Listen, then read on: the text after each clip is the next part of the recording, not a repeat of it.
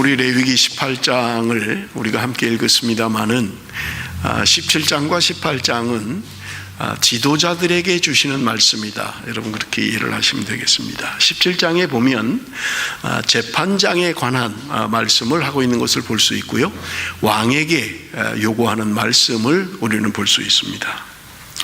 재판장들이 재판을 할 때 공의로 재판을 해야 된다. 뇌물을 받고 재판을 그릇되게 하면 안 된다고 말씀하고 있는 것입니다. 바르게 재판해야 된다, 그렇게 말씀하고 있는 것입니다.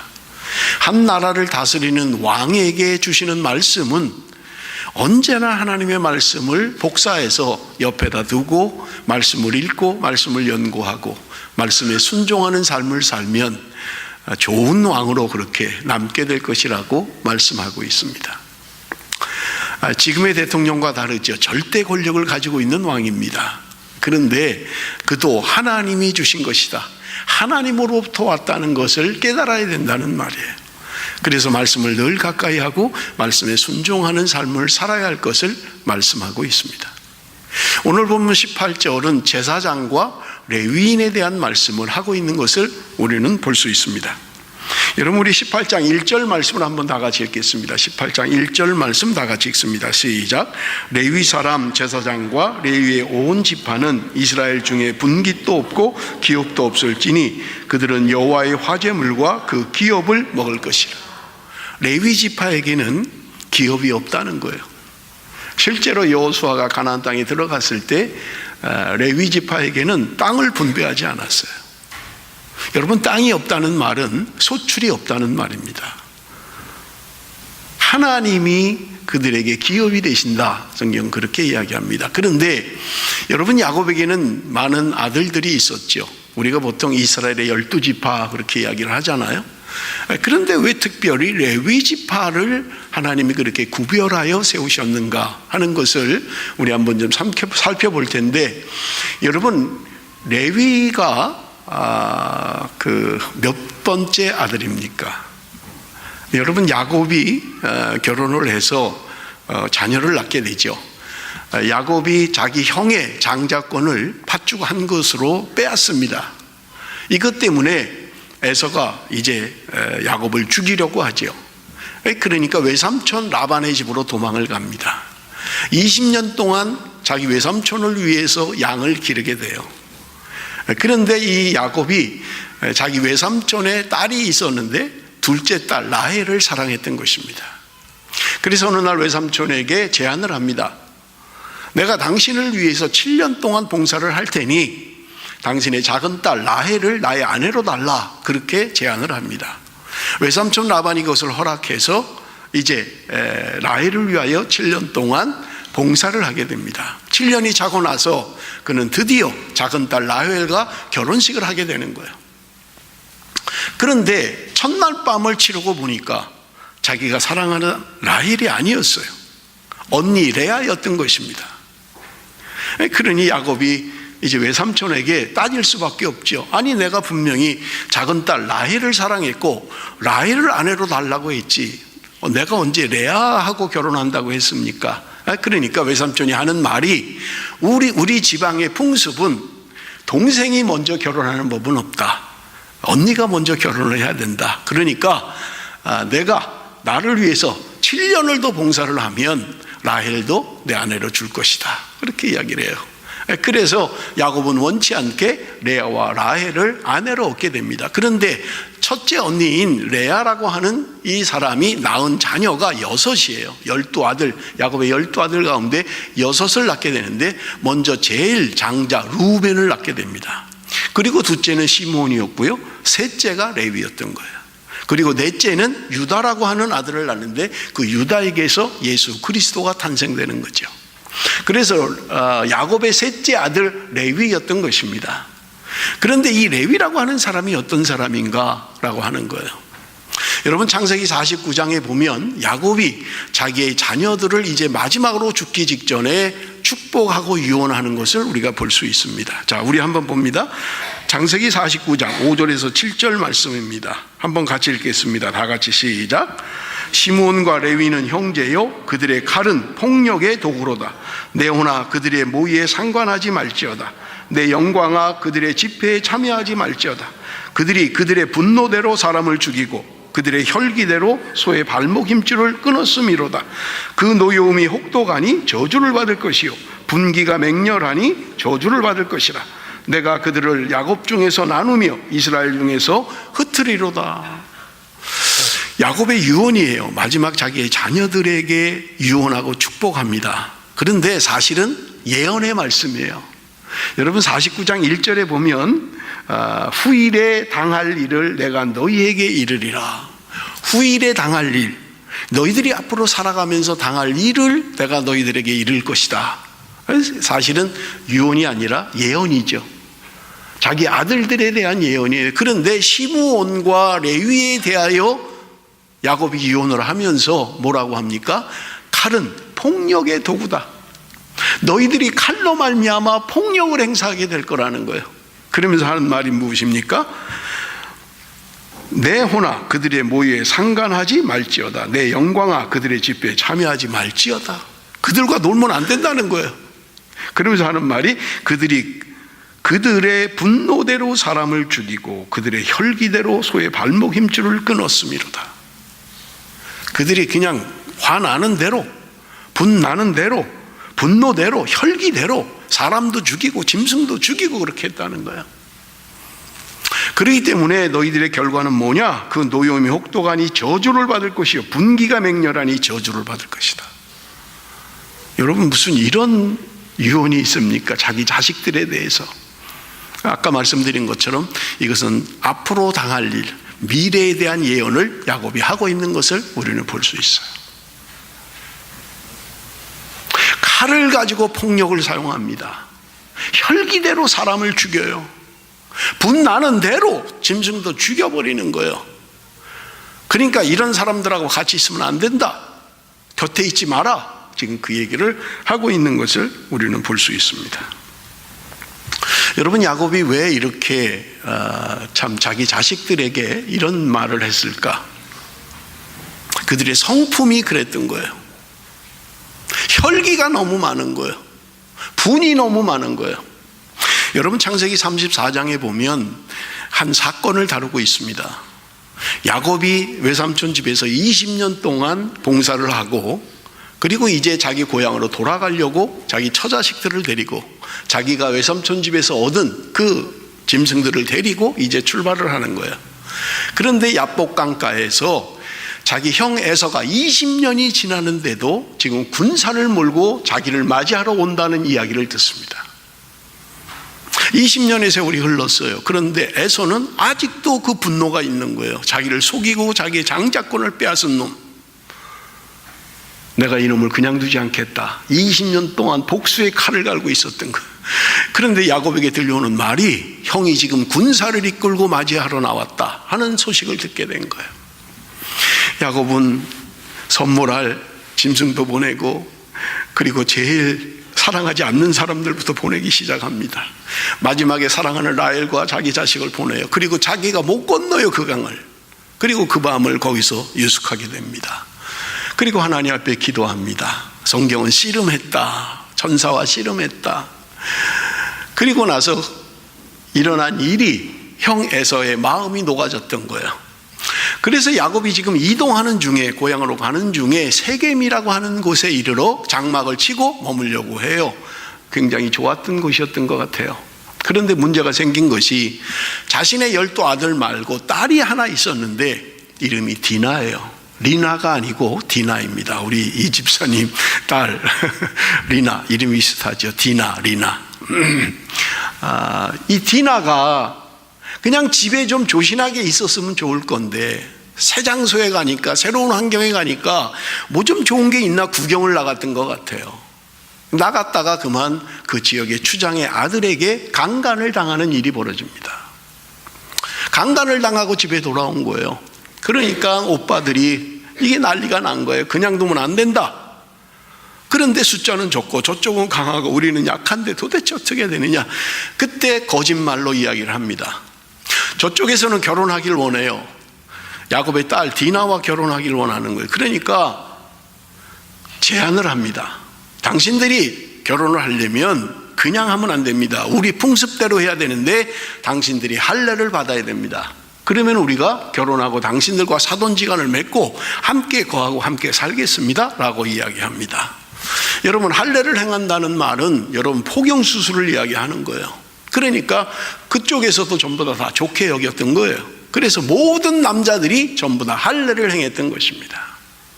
3일이 지났을 때 그들이 움직이지 못하고 있을 때 시므온과 레위가 칼을 가지고 가서 남자들을 전부 다 죽여버렸던 거예요. 여기 그 사건을 이야기하는 거예요. 그들의 혈기대로 소의 발목 힘줄을 끊었음이로다. 사람을 혈기대로 죽였고 짐승도 다 죽이고 혈기대로 행했다고 이야기하고 있는 것입니다. 그러므로 너희들에게 있는 것은 저주밖에는 없다. 너희들이 혈기대로 살았고 너희들의 그저 분대로 살았기 때문에 너희들은 하나님의 저주를 받을 것이다. 그렇게 야곱이 자기의 자식인 레위에게 이야기하는 거예요. 여러분, 그의 인생이라고 하는 것은 불을 보듯이 뻔하잖아요. 그런 성정을 가지고 있는 아이들이에요. 그런 성정을 가지고 있는 자식들입니다. 그런데 야곱이 너희들의 삶이라고 하는 것은 칼로 사는 인생이 될 것이다. 그렇게 이야기하고 있는 거예요. 그런데 여러분, 신명기 33장에 보면 모세 유언이 또 나와요. 모세가 지금 12지파를 향하여 유언하고 축복하는 장면이 나오는데 여러분, 우리 한번 봅니다. 신명기 33장 8절에서 10절. 이것은 레위에 대한 이야기를 하고 있는 것을 볼 수 있어요. 자, 우리 한 절씩 읽겠습니다. 제가 먼저 읽고 여러분 한 절 읽고 우리 한 절씩 읽습니다. 레위에 대하여는 일러스되 주의 둠빔과 우림이 주의 경건한 자에게 있도다. 주께서 그를 마사에서 시험하시고 무리바 물가에서 그와 다투셨도다.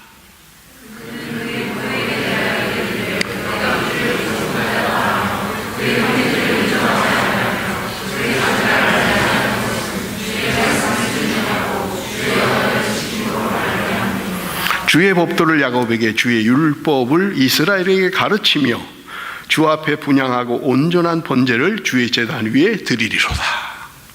자, 지금 모세도 죽을 때가 다 된 거예요. 마지막 축복을, 마지막 유언을 지금 12지파에게 하고 있는 거예요. 그런데 지금 모세는 뭐라고 지금 이야기하고 있습니까?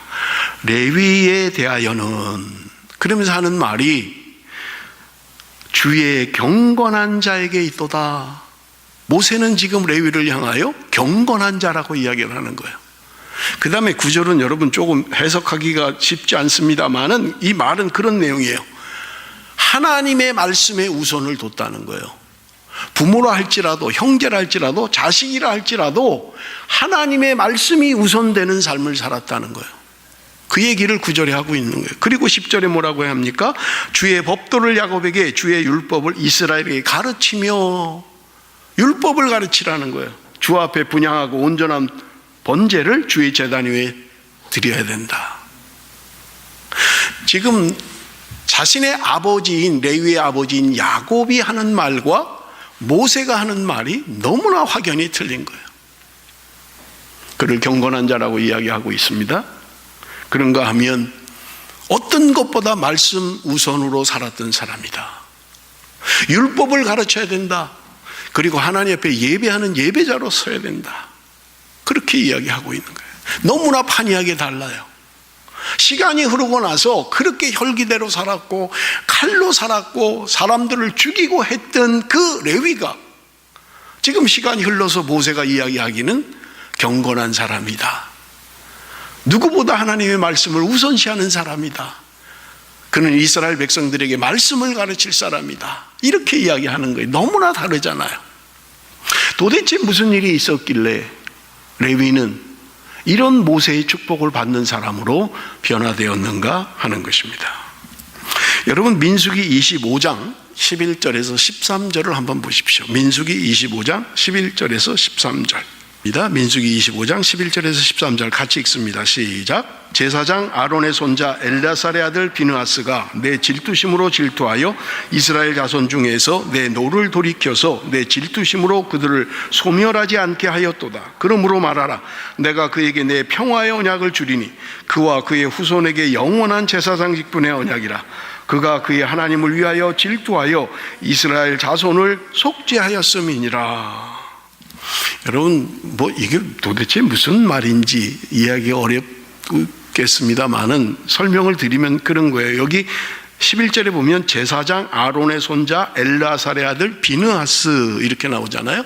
이 비느하스라고 하는 사람이 하나님의 질투하심으로 말미암아 하나님의 진노와 심판을 대속했다는 거예요. 속죄했다는 거예요. 그래서 하나님이 그 진노를 스탑했다는 거예요. 더 이상 하지 않았다는 거예요. 그런데 무슨 일이 있었냐면 이스라엘 백성들이 모압 지경에 이르렀을 때 모압 여자들이 괜찮게 생겼는지 모르겠어요. 모압 여자들과 음행을 하기 시작한 거예요. 이것 때문에 하나님의 진노로 말미암아 많은 사람들이 죽었어요. 전염병으로 많은 사람들이 죽었습니다. 그래서 사람들이 지금 모여서 하나님 앞에 회개하고 하나님 우리가 잘못했습니다 그러고 있는 거예요 지금. 그런데 그 중에 한 지도자가 백주대낮에 지금 사람들은 회개하고 있는데 이방 여자를 데리고 자기 천막으로 가는 걸 본 거예요.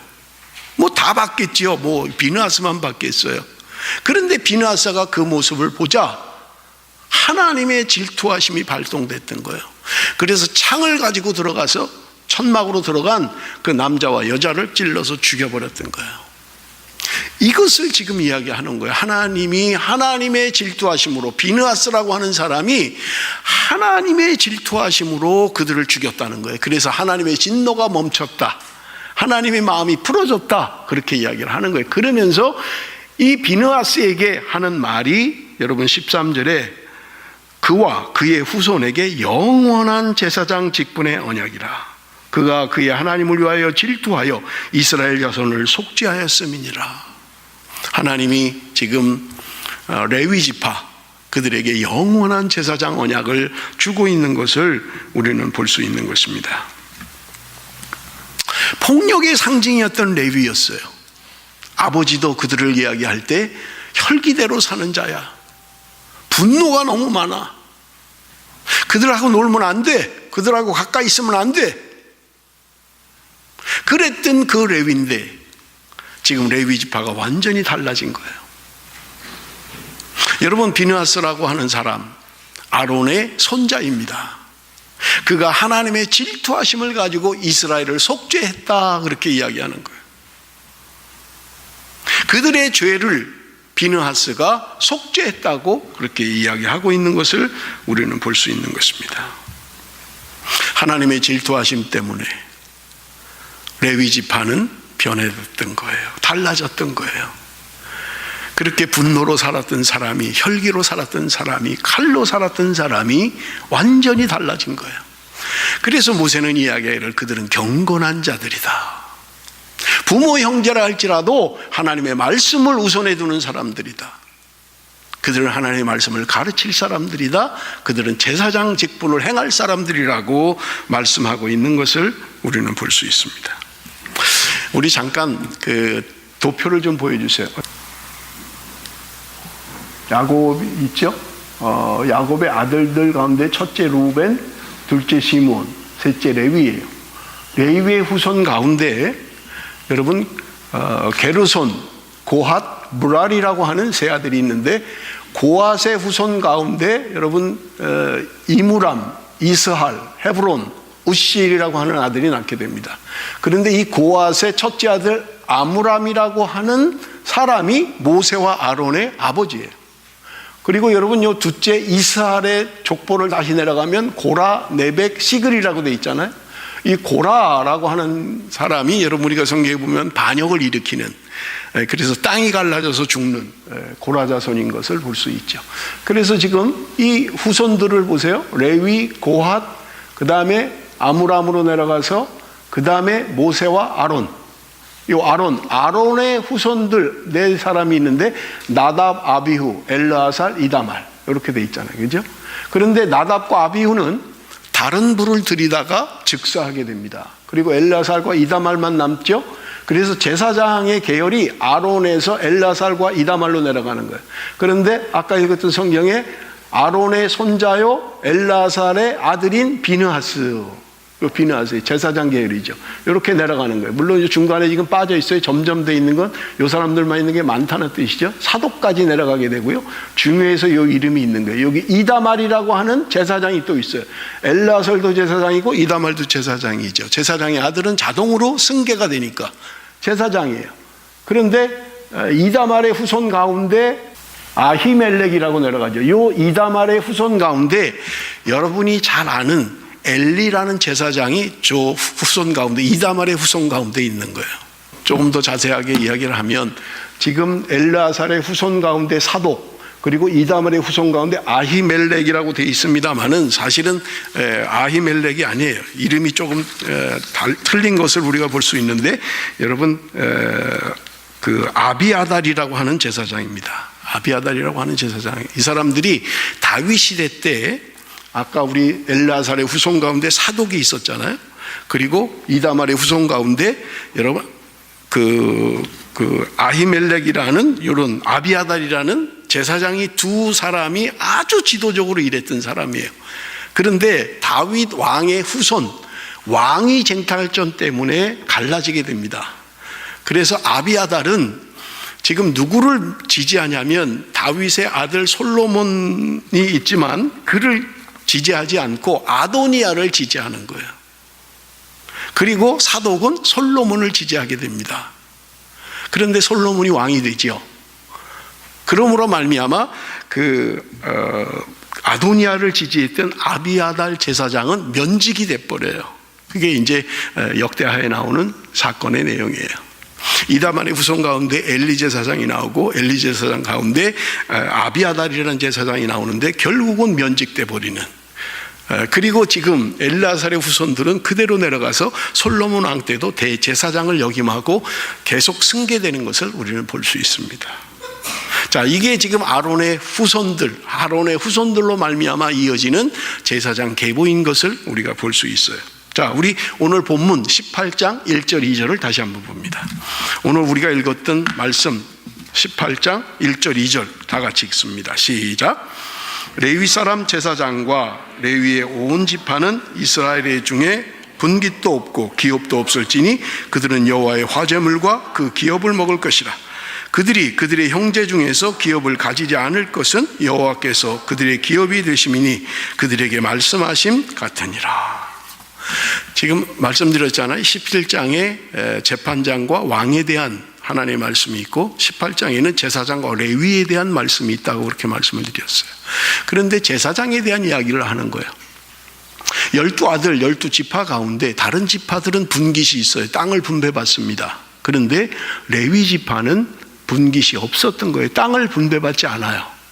그러면서 하시는 말씀이 뭐냐면 여호와가 너희들의 분깃이다 이렇게 말씀하는 거예요. 그 말은 무슨 말이냐면 여러분 농경사회에서 땅이 없다는 것은 소출이 없는 거예요. 수입이 없는 거예요. 그런데 제사장들에게는 땅을 아예 주질 않은 거예요. 그러니 수입이 있을 수가 없죠. 그럼 이 사람들은 어떻게 살라는 거예요? 여기 오늘 본문에도 3절 4절에도 기록되어 있습니다마는 제사장과 레위인들에게 주어야 될 것들이 있었던 거예요. 그게 민수기에도 아주 자세히 기록되어 있어요. 그 중요한 게 뭐냐면 첫째는요 11조를 내는 것입니다. 이스라엘 백성들 다른 지파들이 자신의 수입의 열의 하나를 하나님께 드리는 거예요. 그러면 제사장들 레위 지파, 물론 제사장이 레위 지파에 속해 있죠. 이 레위 지파는 그들이 드린 11조로 살게 되는 것입니다. 그러므로 여러분 그 11조를 내면 제사장들과 레위 지파 성전에서 봉사하는 전임 사역자들, 풀타임 사역자들이 제사장들이 내는 11조를 가지고 살도록 했던 것을 우리는 볼 수 있습니다.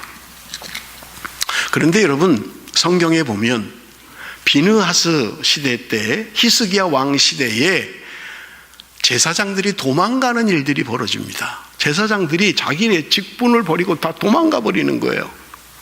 그게 성경에 보면 백성들이 11조를 하지 않으니까, 그들이 하나님께 드려야 할 것을 드리지 않으니까 제사장들이 지금 받을 분깃이 없는 거예요. 그들이 내는 그 11조로 제사장과 레위인이 살아야 되는데 안 하는 거예요. 하나님의 말씀에 순종하지 않는 거예요. 그러니까 이 제사장들이, 레위인들이 살 수가 없는 거예요. 그러니까 직분을 버리고 도망가는 사건이 여러분 느헤미야와 히스기야 시대에 일어나는 것을 볼 수 있습니다. 그런데 오늘 본문의 이야기하기를 제사장들에게 하나님이 말씀하시는 거예요. 내가 너희들의 분깃이다, 그렇게 하는 거예요. 하나님이 분깃이라는 거예요. 하나님이 너희들의 유업이라는 거예요. 하나님이 너희들을 먹이시고 입히시고 하나님이 책임지시겠다고 말씀하고 있는 거예요. 여러분, 저는 어젯밤에 말씀을 준비하면서 그런 생각을 해봤어요. 정말 하나님이 나의 기업인가? 나는 정말 하나님만을 의지하고 하나님으로부터 모든 공급함을 받고 있는가? 라고 하는 생각을 해보았어요.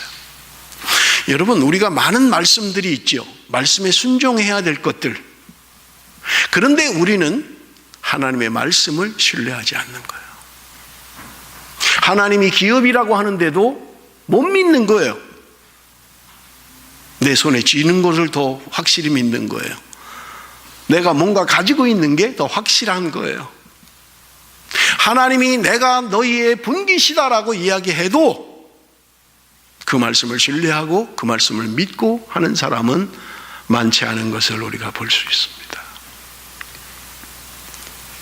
하나님의 백성들이 하나님이 규정한 대로, 하나님 말씀한 대로 11조를 제대로 드렸으면 제사장들이 도망가는 일이 없는데 백성들이 제대로 안 하니까 살 수가 없는 거예요. 레위인들이 성전에 봉사하면서 살 수가 없는 거예요. 백성들이 내는 11조를 가지고 살아야 되는데 안 하니까 없는 거예요. 그러니까 도망가 버리는 거예요. 불행한 역사입니다. 여러분, 하나님께서 오늘 우리에게 말씀하십니다. 내가 너희의 분깃이다. 내가 너희들의 유업이다. 이것을 정말 믿을 수 있느냐? 여러분, 이스라엘 백성들이 애굽을 떠나서 광야에 들어섰을 때 하나님이 주시는 만나로 살았습니다. 날마다 새벽마다 나가서 가족 수대로 걷어다가 가족이 먹었던 거예요. 하나님이 먹이시고 입히시는 거예요. 여러분, 바울은 홍해를 걷는 것을 세례받은 것이라고 고린도전서 10장에 설명하고 있습니다. 세례받고 하나님의 자녀가 된 우리들은 이제는 내 힘과 능력으로 사는 것이 아니라 내 기술과 내 재주로, 내 학식이, 내 기술이 나를 살게 하는 것이 아니라 여호와 하나님이 나의 기업입니다. 하나님이 나의 유업입니다. 이런 신앙 고백과 그런 삶으로 분명하게 살아야 된다는 거예요. 그런데 여러분 보십시오. 제사장들 가운데도 아까도 우리가 보았습니다마는 아론의 아들들 나답과 아비후는 하나님이 말씀하는 불을 들이지 않고 엉뚱한 불을 들이다가 죽어버리고 말았던 거예요. 엘리의 제사장 홈니와 비느하스 두 아들은 못된 짓은 다 했던 거예요. 성전에서 일하는 여자들을 건드리고요, 하나님 앞에 드려야 될 예물을 먼저 고기 나한테 좀 주라, 좋은 고기 내가 좀 먼저 먹어야 되겠다. 드리는 사람이 하나님께 드리고 드십시오, 그래도 되지 않습니까? 하는데도 필요 없다, 내가 안 주면 강제로 뺏겠다, 막 이래가지고 칼고리로 좋은 고기를 다 뺏어버려. 결국 하나님이 그들을 죽여버리는 사건이 기록되어져 있습니다. 왜 그렇습니까? 당연하다고 생각하는 거예요. 여러분, 제사장은 승계되는 것입니다. 내가 선택하는 게 아니에요. 그러니 그들 중에는 내가 억울하게 내 마음대로 좀 살고 싶은데, 내 뜻대로 살고 싶은데 우리 아버지가 제사장이라 나도 어쩔 수 없이 제사장이 되었다는 생각을 하는 사람들이 있었던 것 같아요. 해서는 안 될 일을, 하나님이 금지하는 일들을 겁없이 했던 거예요. 여러분, 하나님이 오늘 우리에게 직분을 주셨습니다. 나는 정말 천사도 흠모할 만한 귀한 직분이라고 생각하고 있습니까? 아멘. 뭐 어쩌다 보니까 되는 거지 뭐. 교회 몇 년 다니면 집사도 되고 하는 거지 뭐. 내가 뭐 되고 싶어서 됐나 뭐. 그건 뭐 목사님이 시키니까 한 거지 뭐. 내가 그런 생각을 가지고 계십니까? 내게 주신 직분이 하나님이 주신 직분이라고 생각하십니까? 아니면 교회가, 아니면 목사가 나를 그냥 시킨 거라고 생각을 하십니까? 여러분, 성경을 우리 좀 한번 보겠습니다. 18장 5절 우리 한번 같이 읽습니다. 18장 5절 다 같이 시작. 이는 내 하나님 여호와께서 내 모든 지파 중에서 그를 택하여 내시고 그와 그의 자손에게 항상 여호와의 이름으로 서서 섬기게 하셨음이니라. 하나님이 지금 말씀하시는 거예요. 아버지가 제사장이면 당연히 제사장으로 승계가 되는 거예요. 그런데 하나님은 말씀하시기를 내 모든 지파 중에서 그를 택하여 내시고, 하나님이 택하셨다는 거예요. 너희들은 당연히 됐다고 생각하는지 모르지만, 너희들은 내가 그냥 그 가족, 그 가문 가운데 태어났으니까, 제사장 가문에서 태어났으니까 나는 당연히 제사장이지 아니라는 거예요. 하나님은 내가 너희를 택했다 그렇게 말씀하셨어요. 내가 너희들을 택했다. 우리 성경 한 군데만 좀 더 볼까요? 민수기 18장 7절입니다. 민수기 18장 7절 다 같이 읽습니다. 시작. 너와 내 아들들은 제단과 휘장 안의 모든 일에 대하여 제사장의 직분을 지켜 섬기라. 내가 제사장의 직분을 너희에게 선물로 주었은즉 거기 가까이 하는 외인은 죽임을 당할지니라. 여러분, 민수기에 보면 제사장이 하는 일과 레위인이 하는 일이 엄격하게 구분이 되어 있습니다. 가까이 오면 죽는다는 거예요. 제사장들이 하는 일은 주로 제단에 대한 일들입니다. 성전 안에서 섬기는 거예요. 예물을 가져오면 짐승을 잡고 그 안에 들어가서 촛대를 갈 기름을 주고 떡상을 바꾸고 분향단에 기름을 채워서 향을 내고 하는 일들은 제사장들이 매일 반복적으로 순번을 정해서 돌아가면서 해야 하는 일이에요. 그런데 레위인은 그 안에 들어가지 못합니다. 같은 레위 지파라도 제사장들만 성전 안에서 일할 수 있어요. 나머지 레위인들은 바깥에서 일하는 거예요.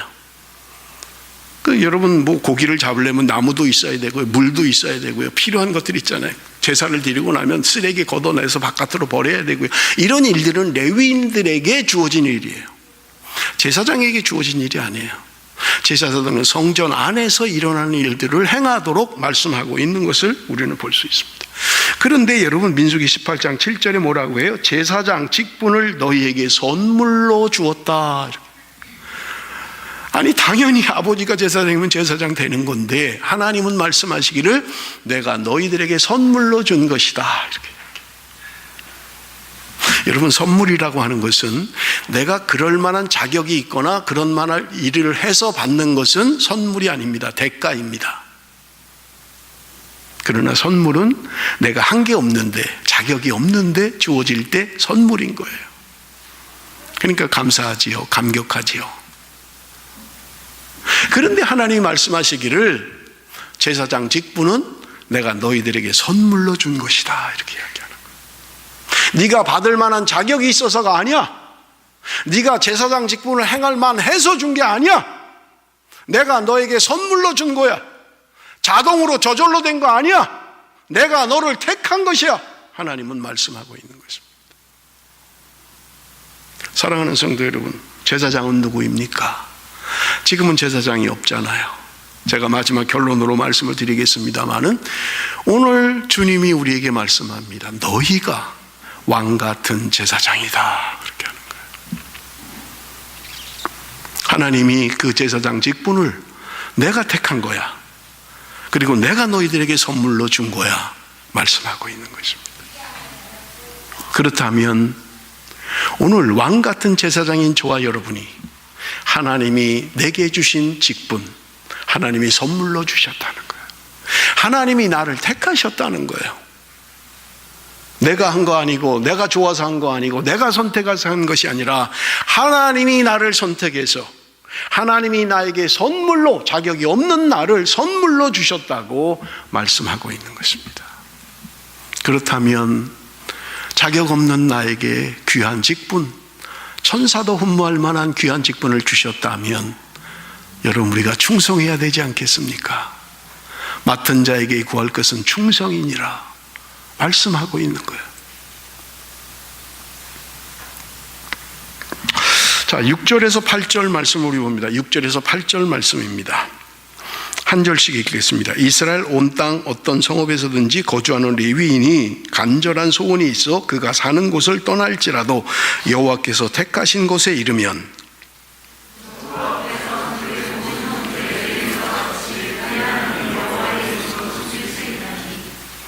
그 사람의 몫은 그들과 같을 것이요 그가 조상의 것을 판 것은 별도의 소유이니라.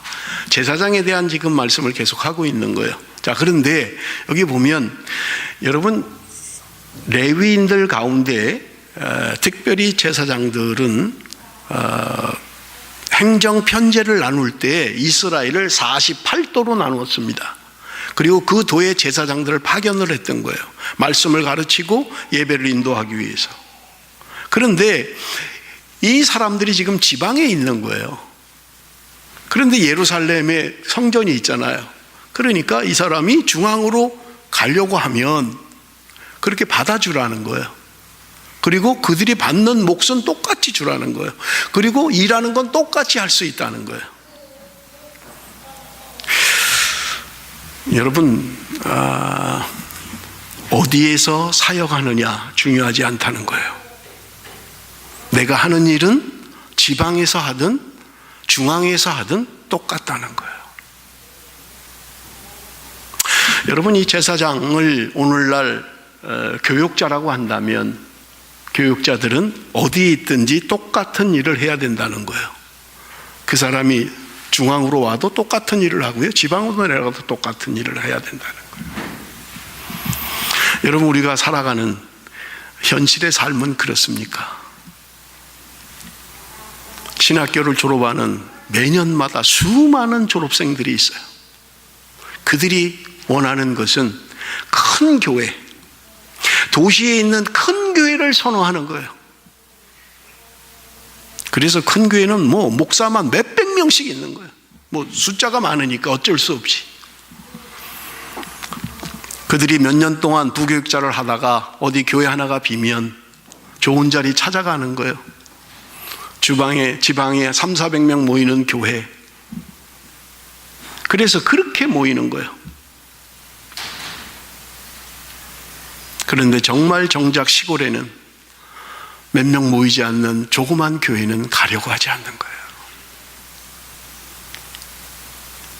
조건이 다릅니다. 사례가 달라요. 대우가 다릅니다. 그러니 목회자도 물 좋은 곳 찾아가는 거예요. 대우 좋은 곳 가는 거예요. 사명보다, 하나님의 주신 귀한 직분보다 내가 받는 월급이라고 생각하는 거예요. 그런데 여러분, 이 말씀은 뭐예요? 지방에 있든 중앙에 있든 원해서 옮기면 그대로 하도록 해줘야 된다는 거예요. 그것이 하나님의 뜻이라는 거예요. 제가 일부 예배 때 잠깐 말씀을 드렸습니다마는 큰 교회를 목회하면 성공한 거고 조그만 교회를 목회하면 실패한 거라면 저는 실패한 사람임에 틀림이 없습니다. 하나님이 만일 네가 이 땅에서 얼마나 교회를 목회하다 왔느냐로 하나님이 나를 평가하신다면 저는 정말 목사할 마음 없어요. 하나님이 그렇게 판단을 하신다면. 몇 명 이상 모이는 교회는 성공했구나, 너 참 잘했구나, 너 수고했다, 너 성공했어. 조그만 교회를 다니는 사람, 너는 실패야, 너 상급 없어 라고 하신다면, 여러분, 하나님이 만일에 그렇게 판단을 하신다면, 그렇게 하시지 않겠지만 소망이 없습니다.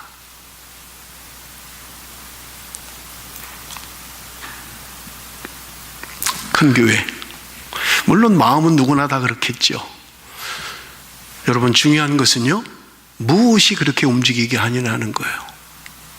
저는 말씀을 준비하면서 독일의 경우에는 목사들이 공무원입니다.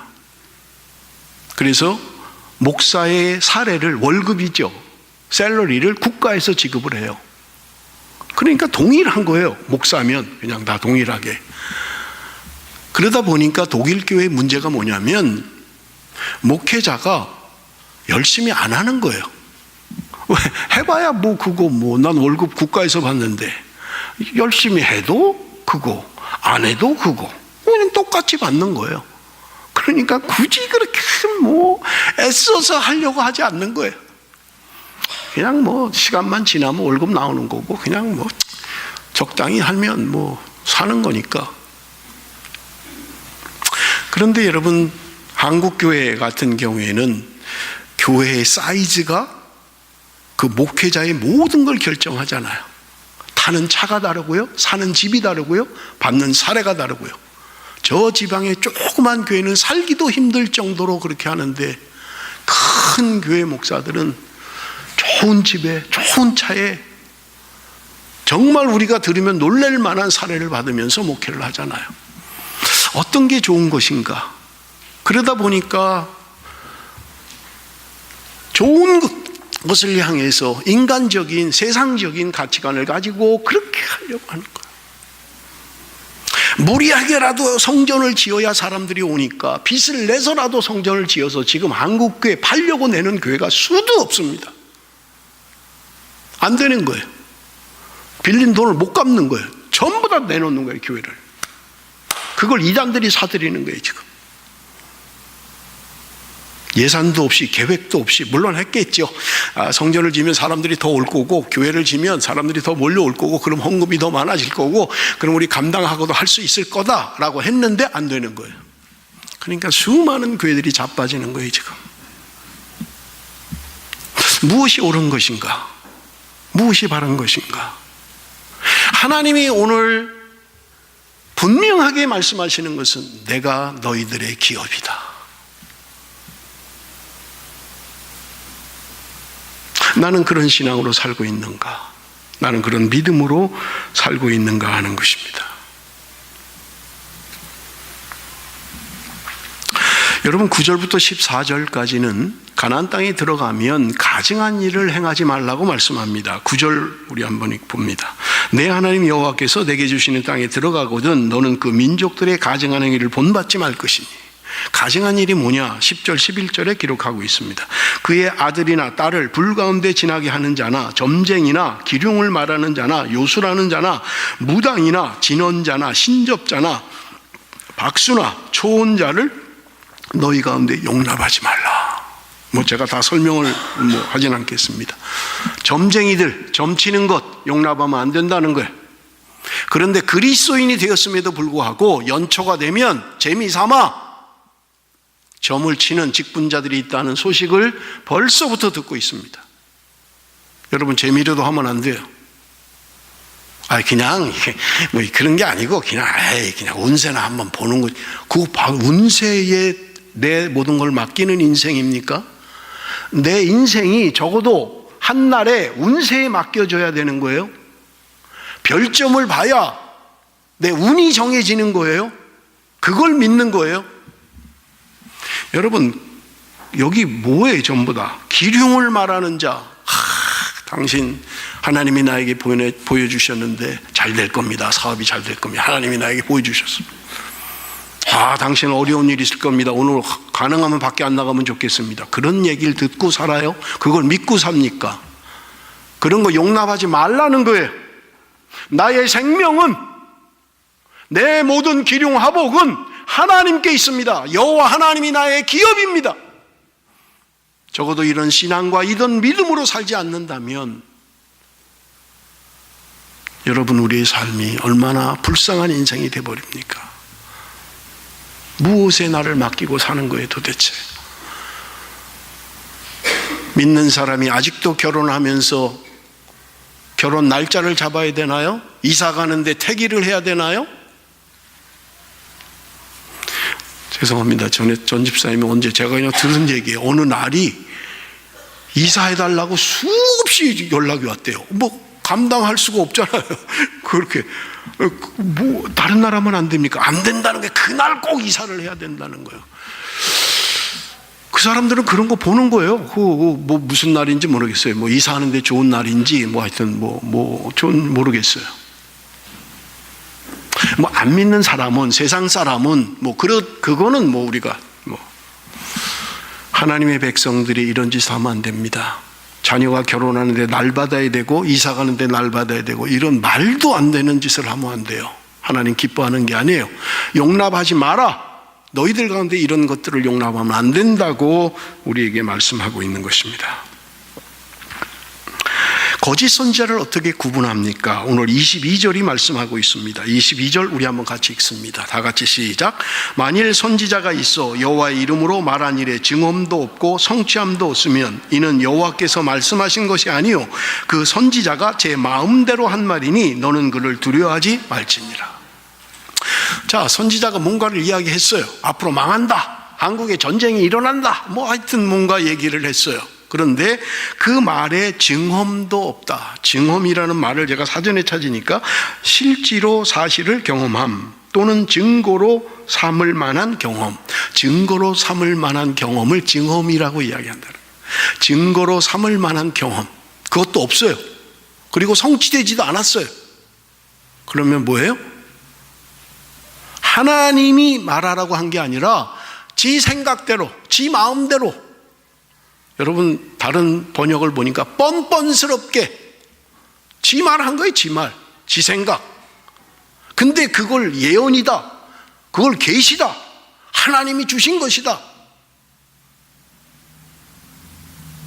몇 년 전에 한국에 전쟁 난다고 어떤 목사가 아프리카 목사인가 그래갖고 막 떠돌아다녔잖아요. 한국 전쟁 난다,